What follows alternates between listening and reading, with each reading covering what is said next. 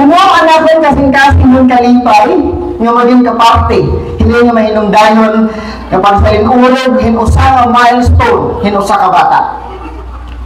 Dili ako politiko, dili ako bilyonaryo, nga naghingatanan, dili ako artista. Pero, I've been sending, many years already, nagpipila na tagatong school supplies, ngan, dinihan akong kalugaringod bungto, wala ko nakakatagan. And I said, maybe it's just time to come back and bring something. May regalo ako para sa iyo.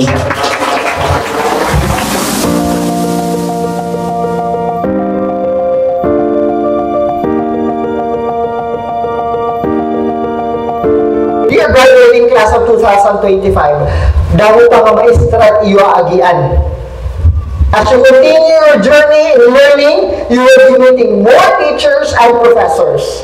May anak ko pahinumdum na iyo.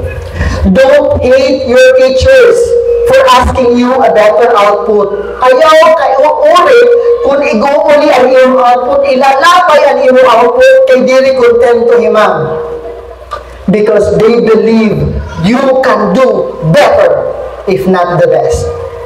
Don't hate your teachers in the future for asking you to do more than you can because natakod hira han imo abilidad. May nakikita hira nga imo abilidad.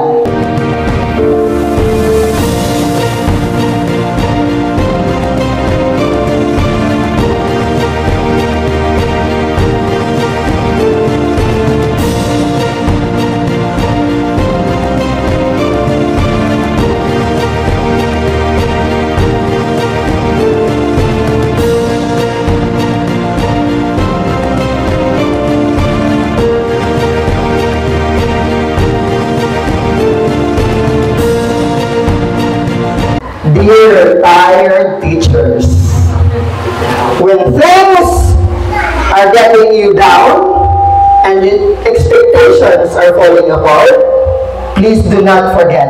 Ayaw kalimti, nga may adabata ka maarang magsurat, tungod haimo.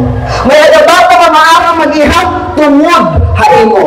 Yan may adabata na maarang mag-ambisyon mas hataas pa kung ano may adanira yan na tungod haimo. That's why to our teachers, keep on teaching.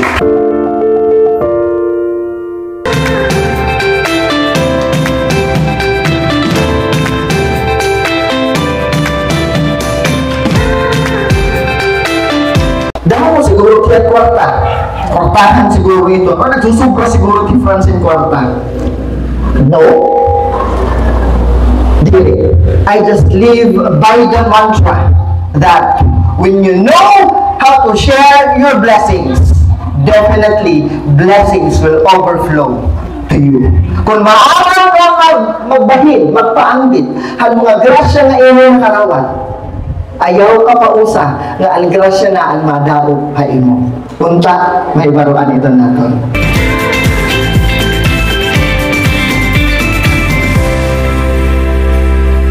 Ako, kay Franz Byron Burgas Kiwan, tuminunong nga santaritanhon, pinanganak na pobre, parehas sa iyo. Pero manining kamot, manlilimbasog, ngan maato, nga diri mamatay na pobre.